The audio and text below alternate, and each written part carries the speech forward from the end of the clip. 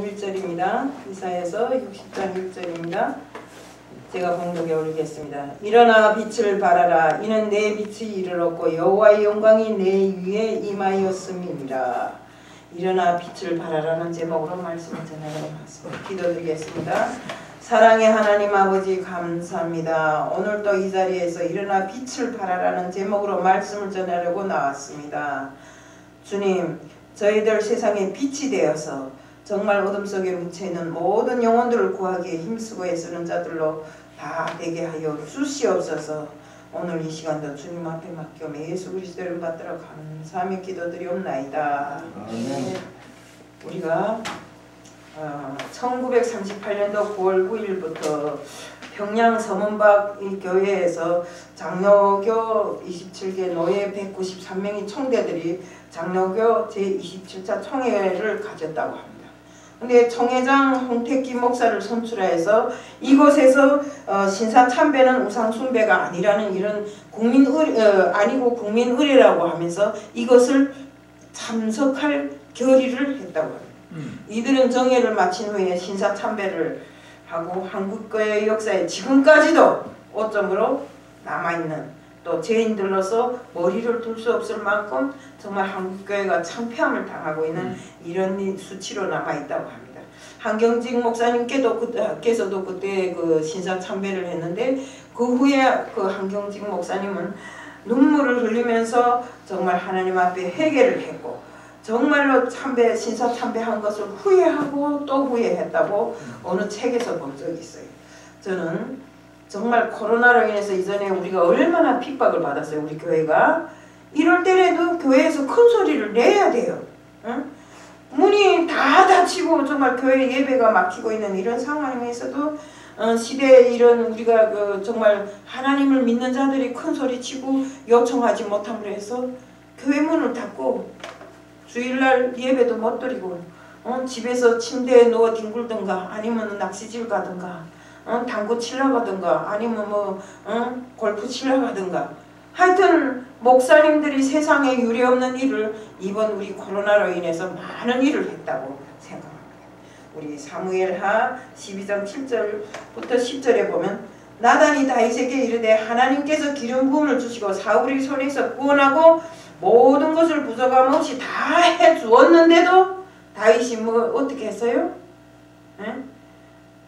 우리아를 아모 자손이 손에 칼에 죽게 만들고 그 우리아의 아내 바세바를 저매물을 해서 하나님 앞에 큰 죄를 지었잖아요. 그러니까 하나님 뭐 이래 했어요? 칼이 그 칼로 죽이고 그 철을 빼앗아 냈으니 칼이 내 집에 영원히 떠나지 않을 것이라. 민수기 22장 21절 30절에도 보면 발람 선지자가 자기를 구하려는 나귀를 때릴 때 나귀 입을 열어서 책망케 하시고 주님의 음성을 들을 수 있게 하신 것은 성경을 통해서 다 알고 있는 사실입니다. 우리 한국교회 초창기 때 교회 사람들이 혹시 무엇을 잘못하면 세상 사람들이 아이고 교회 사람들은 절대 그런 사람들이 아니라고 그 사람들은 그럴 수가 없다고 이렇게 했는데 정말로 교회가 부흥되고 성도들이 많아지고 하니까 사람들이 뭐 이랬는가 그래서 교회 사람들도 사람이네 우리하고 똑같은 애 뭐 다른 게 하나도 없네 이렇게 말했고 또 오늘날에는 또 어떤가 아이고 교회 사람들이 세상 사람들보다 더 나쁜 짓 많이 해 응? 이렇게 정말 옛날에는 교회가 세상을 걱정하고 살았다면 지금은 세상 사람들이 교회 걱정을 하고 산대요.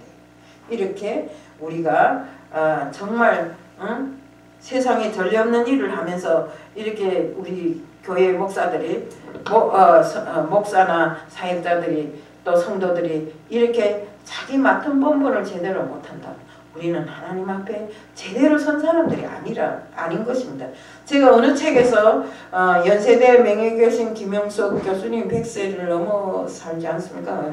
그분이 그 기자들이 교수님 제일 행복했던 때가 어느 때입니까? 하고 말하니까 돈도 명예도 다 상관없이 내가 가장 좋아하는 일을 내가 가장 좋아하고 내가 가장 소중히 여기는 일을 찾았을 때 그때가 제일 행복했다고 이렇게 이야기를 했다는 소리를 듣고 저도 감동을 받았습니다. 우리는 그래서 앉으나 서나 돈이면 세상 다 하는 것처럼. 옛날에 제가 북한에 살 때 우리 삼촌이 와서 그러더라고요. 야, 세상에 돈이면 귀신 싸서 맷돌 돌린단다. 그런데 너는 왜 돈을 벌려고 안 하고 맨날 김일성이한테만 충성하냐? 이러더라고요. 근데 저는 그때 당시에 그저 김일성인데 충성 안 하면 죽는 줄로 생각했어요. 그러다 보니까 돈에 대해서 관심이 없으니까 그랬는데 이후에 보니까 돈도 명예도 다 관계없다. 우리에게 중요한 것은 하나님이시다. 하나님이 내게 정말 역사하실 때 돈도 있게 되고 명예와 부도 다 하나님이 저에게 주시더라. 이런 것을 제가 정말 받게 되었어요. 이제도 제가 우리 며느리 오토바이 사고를 당했다고 했는데 애가 학교에서 끝나고 엄마가 애 데리러 갔다가 신호가 떨어져서 건너오는데 갑자기 오토바이가 날아들었다고 합니다. 근데 그 순간에 엄마는 오토바이를 보면서 아 하고 소리치는데 우리 9살짜리 소녀는 그랬대요. 그 오토바이가 날아드는 순간에 하나님이 생각나더래요. 그래서 하나님 살려주세요 그랬대요 자기가. 그러니까 다친 거 놓고 보니까 엄마는 다리까지 상했는데 우리 소녀는 손가락 하나 긁힌 자리도 없이 그렇게 다치지 않았대요. 그러면서 제가 전화하니까 뭘 하는가, 할머니 왜 하니까 우리 엄마가 좀 벌 받아야 돼요. 그래 무슨 벌을 받아야 돼요? 교회를 3번 떼먹었대요. 그러면서 하나님이 벌 준 거예요. 교회 안 가면 안 돼요 하면서 그러더라고요. 그리고 오토바이 날아들 때 하나님 보고 살려달라 해야지. 하고 무섭다고 그랬대요. 그러면서 정말 이렇게 믿는 자들은 어떤 순간에 처하더라도 제일 먼저 생각나는 분이 하나님이어야 됩니다. 예수님이어야 됩니다. 우리가 다른 걸 믿어서는 안 돼요. 이렇게 신사참배를 하면서 이 신사참배가 국내 의뢰인이 우리는 마땅히 이걸 해도 상관없다. 우상을 섬기는 거잖아요. 거기 가서 절하고 묵례하고 절대로 이런 일이 있으면 안 되는 일인 줄 알고 있습니다. 우리가 진짜로 행복은 우리에게 행복이라고 생각한 것은 정말 쉬운 길이 아닌 바른 길을 갈 때이고 편한 길이 아닌 옳은 길을 갈 때고 진리의 길을 갈 때라고 이렇게 생각합니다. 우리가 갈림길에서 양심과 믿음을 따라 선택할 때 하나님을 향한 마음이 창문이 열리고 평안과 행복을 누릴 수 있다는 것입니다. 스테반은 돌무더기 속에서 죽어가면서도 정말로 하늘이 열리고 정말 하늘이 보좌 우편에서 예수님께서 앉지도 아니고 서서 하나님 앞에 정말 서 있는 것을 보는 순간 정말 그의 얼굴이 천사처럼 밝아졌다고 했습니다.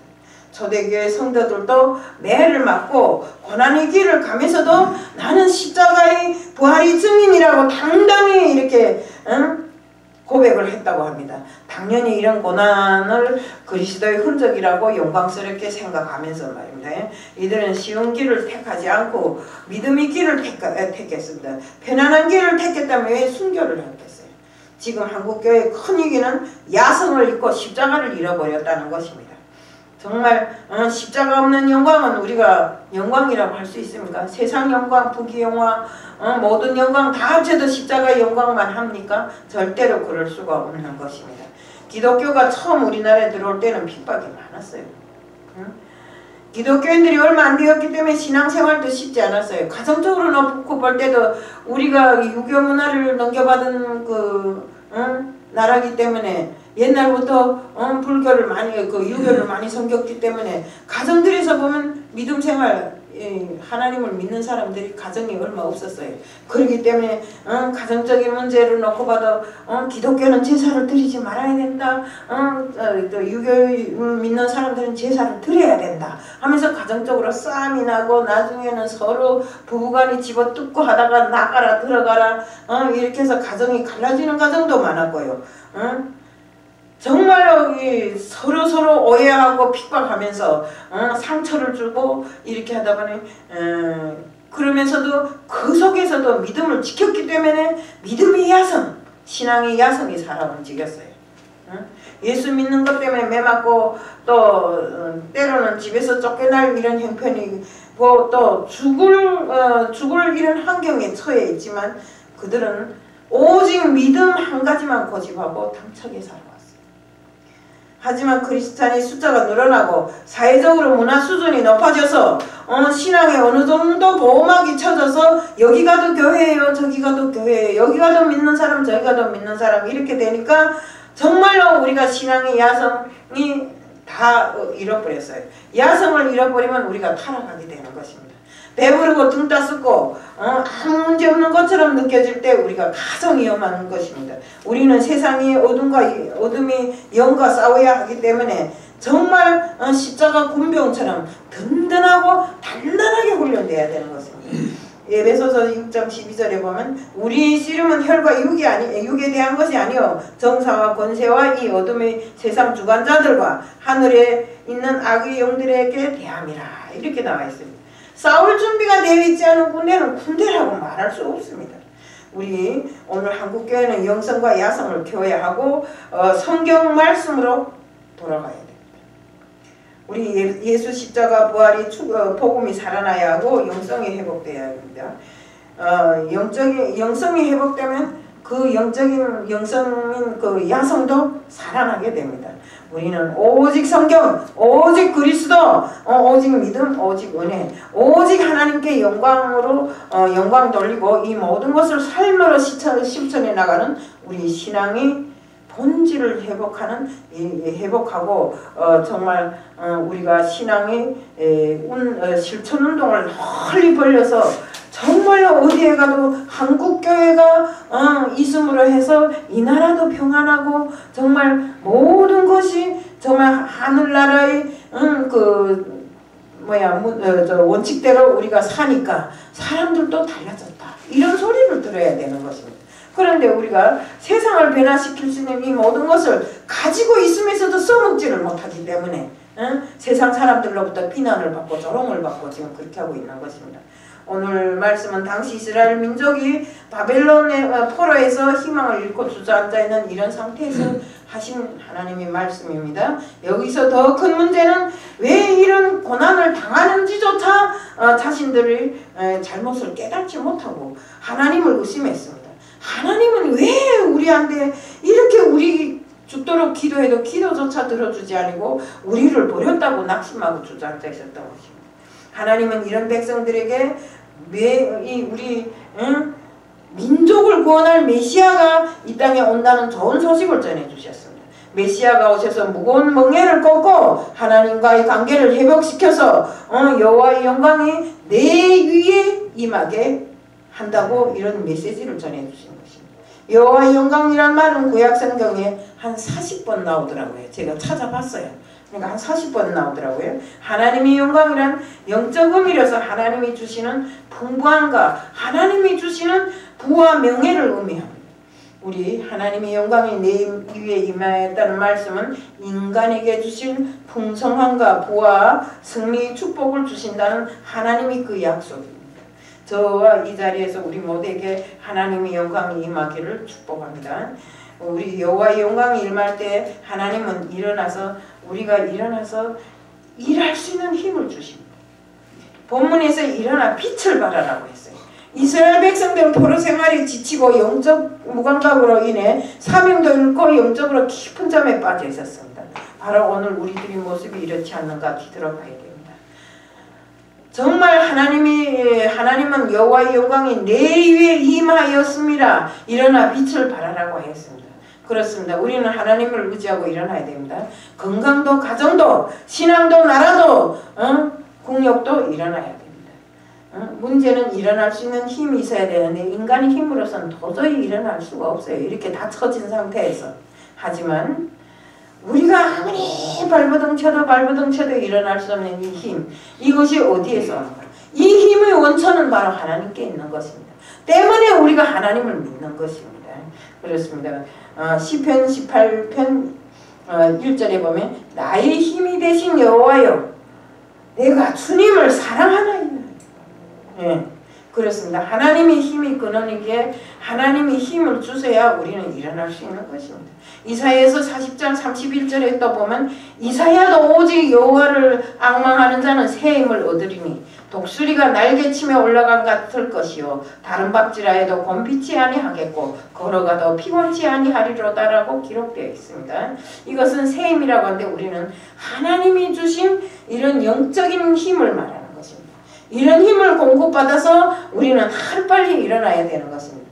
언제부턴가 한국교회에는 야성을 다 잃어버렸어요. 이기적인 사회가 되어서 교회만 보호하려고 안주하고 있습니다. 큰 힘이 구심점이 없어지고 영적인 전투력마저도 다 사멸당하고 없어지고 말았습니다. 제가 한번 풍산개하고 쇠바트하고 싸움하는 거 봤어요. 이런 동영상을 봤는데 실제로 풍선깨하고 쇠바트가 이렇게 크기를 놓고 보면 1.5배가 쇠바트가 더 크더라고요. 근데 쇠바트가 처음에는 습격을 엄청 잘해요. 그러니까 풍선깨가 눈치를 보면서 살살 피해 다니더라고요. 그러더니 어느 순간에 쇠바트가 눈길을 탁 다른 데 주는 순간에 탁 멱줄을 물고 늘어져서 끝내 자기가 이기더라고요. 이런 것을 놓고 봤을 때 정말 쇠바트는 칩을 지키고 뭔가를 지키는 것에만 안주해 있었기 때문에 야성을 잃어버린 것입니다. 하지만 우리 풍산개는 어땠습니까? 사냥하는 것으로 해서 정말 야성을 잃어버리지 않고 항상 사냥하는 것으로 훈련되어 있었기 때문에 그렇기 때문에 풍산개가 살짝 눈길을 다른 데 돌렸을 때 기습하는 그런 훈련을 했기 때문에 이렇게 큰 개를 자기보다 1.5배나 더 큰 개를 이기는 이런 모습을 봤을 때 우리도 역시 신앙의 본질을 회복하고 신앙의 야성을 살려서 정말 지금까지 우리가 정말 잊고 정말 못해왔던 그 모든 것들을 다시 한번 되살려서 하나님 앞에 정말 하나님이 원하시는 것이 무엇인가를 똑똑히 알고 그대로 해나가야 되는 것입니다. 우리가 더군다나 여기서 제일 중요한 게 예배입니다. 우리가 예배를 빼먹고 예배를 잘 드리지 않으면 이건 안 됩니다. 우선 첫째 예배를 통해서 하나님과 교제하는 시간이 되고 하나님으로부터 축복받는 시간이 되고 하나님으로부터 정말 우리의 정말 생명을 다시 한번 충전하는 이런 시간이 돼야 되는 것입니다. 정말 예배는 신앙의 본질이고 최고의 가치라고 생각하면서 예배를 제대로 드려야 됩니다. 때문에 우리는 우리 전쟁 역사에 보면 전쟁 중에서도 예배를 드립니다. 나라를 빼앗겼을 때도 예배를 드립니다. 제가 요즘에 오뎅 공장에 좀 나가서 예배를 드리는데 처음에 시작할 때는 막 이게 되겠나 안 되겠나 하면 막 그랬는데 요즘에는 오뎅이 너무 잘 팔려가지고 하루에 몇백만 원씩 버니까 기세가 득득해갖고 그래 내가 그랬어요. 이것이 다 하나님의 은혜인 줄 알라. 그래도 이런 환경에서도 예배를 드리고 하나님 앞에 기도하기 때문에 하나님이 들어주시는 거라 했더니 아멘 아멘 하면서 다음번에 또 오겠습니까? 또 다음번에 오겠습니까? 이러더라고요. 그리고 또 우리 민경묵이라는 집사님도 뭘 하는가 하면 이 집이랑 이렇게 지어주는 일을 합니다. 그런데 그분이 참 이 휘발유 값도 없어가지고 솔직한 말로 우리가 얼마 주고 누구 얼마 주고 이렇게 해서 살던 사람인데 저보고 이제 한 번만 와서 예배를 드려주면 내가 쭉 허리 펼 것 같습니다 이러더라고요. 그분이 세계선교복지신문 방송에서도 뭔가를 하나 맡아가지고 있던 분이에요. 근데 지금 순복음교회에 있거든요. 그래서 언젠가 제가 말씀드렸죠. 한번 끌고 가서 예배를 드렸어요. 그러니까 예배를 드린 그날 저녁에 60억짜리 무슨 건설 그런 게 계약됐다고 너무 좋아서 난리가 난 겁니다. 그러니까 우리가 예배가 얼마나 중요한가 하는 것입니다. 예배를 통해서 우리가 이제 기도를 했지만 우리가 드린 기도가 별거 걷지 않지만 하나님은 다 들으신다 이겁니다. 그리고 정말 하나님이 정말로 너희를 살려주겠다고 생각했으면 살려주시는 것입니다. 쬐끄만 애들도 기도하면 된다는 걸 아는데 우리가 믿는 자들이 기도하면 된다는 걸 모르고 그저 어느 게 기본 본질인지도 모르고 이기 뛰고 저기 뛰고 무사분자하게 뛰어다녀봐야 본질을 놓치고 뭘 하겠는가 이겁니다. 우리는 교회를 기본으로 해서 기준으로 해서 할 일, 하나님 일이라고 막 생각하고 뛰다니는 일들이 다 하나님 일이 아니더라 이겁니다. 저도 해보니까 여기 가서 비춰보고 저기 가서 비춰봐야 그것은 인간이 생각하는 걸 집행하기 위해서 무사분자하게 힘들이면서 했더라 이거. 그래서 우리는 교회를 모체로 해서 교회를 중심으로 해서 예배에 충실하고 기도에 충실하고 정말 어디 가서 어떤 일을 할 것 같으면 단 한 번이라도 더 교회에 와서 무릎 꿇고 하나님 앞에 기도드리는 우리들이 되어야 되는 것입니다. 우리가 정말 성전문이 닫힐 때나 안 닫힐 때나 할 것 없이 정말 주님 앞에 기도하고 주님 앞에 간구할 때 모든 문제가 풀려져 나간다고 생각합니다. 우리가 자유민주 국가에서는 종교의 자유가 있지만 사회주의 국가에는 종교의 자유가 없어요. 자기네 말로는 신앙의 자유가 있다고 하더라고요. 근데 신앙의 자유가 뭐인지 우리는 그곳에서 살면서 저는 그곳에 살면서 예수가 누군지도 모르고 살아요. 있다는 소리조차도 들어본 역사가 없어요. 그러니까 우리는 이런 나라에도 복음을 전하기 위해서 노력해야 되고 우리도 정말 더군다나 우리 한국교회 지금까지 몇 년 동안 코로나로 빙자해서 문도 제대로 못 열고 성도들도 제대로 오가게 못함으로 해서 정말로 때로는 그 예배를 드린다고 막 구청에서 와서 핍박하고 이런 것을 당할지라도 우리는 주님을 믿고 오로지 주님 앞에 예배 드리고 우리의 모든 것을 주님 앞에 알리는 우리들 모두가 되어야 되는 것입니다. 예배란 것은 솔직한 말해서 절대로 타협할 내용이 아닙니다. 이것은 우리가 정말 믿음 생활을 하면서 첫째로 둘째로 셋째로 이렇게 해봐도 예배는 기본 원칙이더라 이거. 우리가 정말 솔직한 말로 피가 모자란다 거기다 물 섞어서 여면 됩니까? 안 되잖아요. 그것처럼 우리가 생명으로 여기는 예배가 정말 신령과 진리로 드려지기를 우리는 항상 바라야 하고 또 그렇게 행함을 해야 되는 것입니다. 우리 정말 예수도에게 이 때를 위함이라 했던 모두의 음성이 예배가 중단되고 사회주의로 물들어가는 우리 현실의 메아리가 되어서 울림이 있기를 바라야 돼요. 우리도 뭐입니까?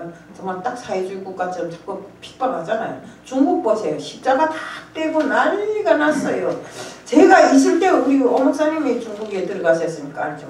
제가 있을 때도 예배 드리는 집에서는 이불을 창문에다 다 걸어놓고 소리가 나간다고. 그하고 바깥에 구석구석에 보초를 세워놓고 그렇게 하고 예배를 드리더라고요. 난 왜 그런가 했어요. 근데 어느 순간에 경찰들이 들이닥쳐서 막 잡아가고 그러더라고요. 삼자교회라고 십자가를 걸어놓고 세금을 내는 교회 말고는 다른 교회들은 정말로 북한 만치나 지하교회처럼 이렇게 하는데 북한도 지하교회가 있다고는 합니다. 그렇지만 그 지하교회가 많을 것 같지는 않아요. 있긴 있겠죠. 그렇지만 잘못하다가 지하교회에서 예배를 드렸다고 하면 그 교회는 거기서는 잡히기만 하면 다 총살이에요.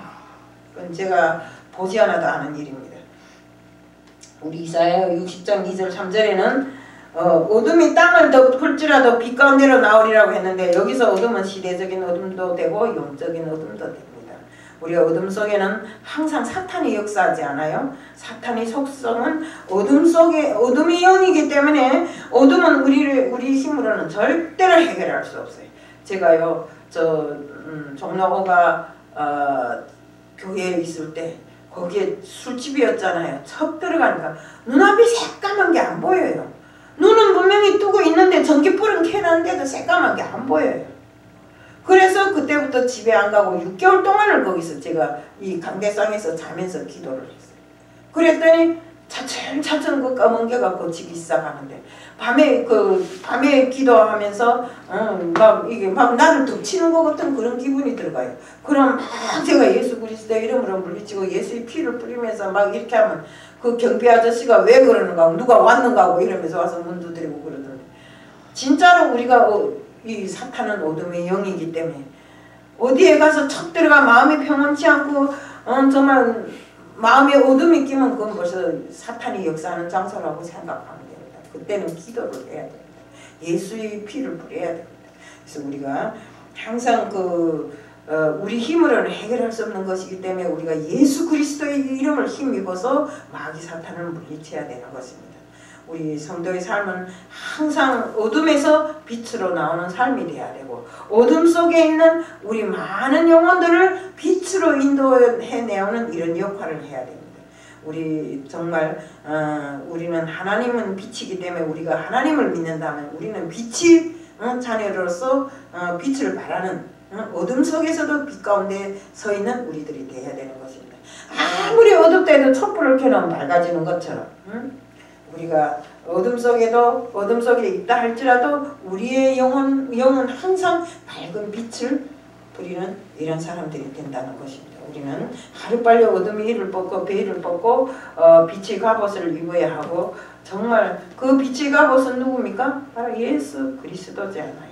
우리 하나님의 말씀을 등불로 삼고 걸어갈 때 천국까지 길을 잃지 않고 곧바로 갈 수 있다는 것을 우리는 알 수 있습니다. 하나님의 영광이 임할 때 다시 우리가 영적인 모든 것을 회복하는데 줄을 돌려야 합니다. 우리 정말 이스라엘 민족도 포로 생활로 나라가 다 망하고 갈기갈기 찢어지고 흐트러졌지만 뿔뿔이 흐트러졌던 자녀들이 다시 돌아오고 회복되는 이런 역사가 일어났습니다. 그렇습니다. 찢어져도 찢는 것도 하나님이 찢으시고 그것을 다시 붙이고 회복시키는 것도 하나님이 시키는 것입니다.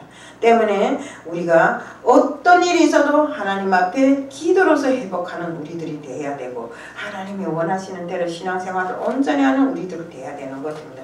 우리들을 그렇게 하다 보면 우리는 우리들 앞에 닥친 그 모든 난관과 애로들이 다 풀려져 나가고 정말 재물도 다 흩어져 나갔던 재물도 다시 돌아오는 이런 역사가 일어나리라고 생각합니다. 우리들 모두 정말 어둠에서 빛으로 빛을 발하는 이런 사람들이 다 되게끔 해주실 줄 믿습니다. 오늘 이 말씀을 마칩니다. 사랑의 하나님 아버지 감사합니다.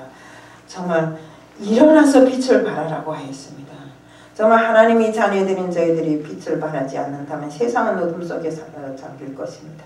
저희들 하루빨리 정말 주님이 바라는 그 빛의 자녀로서 온전히 세상의 모든 어둠을 몰아내고 정말 어둠 속에 있는 영들을 구원할 수 있는 저희들 될 수 있게끔 하게 하여 주시옵소서. 하나님 아버지 오늘도 저희들 정말 이 자리에서 말씀을 들었지만 저희들 예배를 신령과 진리로 드리는 이런 사람들이 다 되게끔 하게 하여 주옵시고 특히나는 어디 가서 무슨 일을 하든지 그리스도인은 빛을 발하는 인간이 될 수 있도록 하게 해주실 줄 믿사오며 예수 그리스도 이름 받들어 감사의 기도드리옵나이다. 아멘.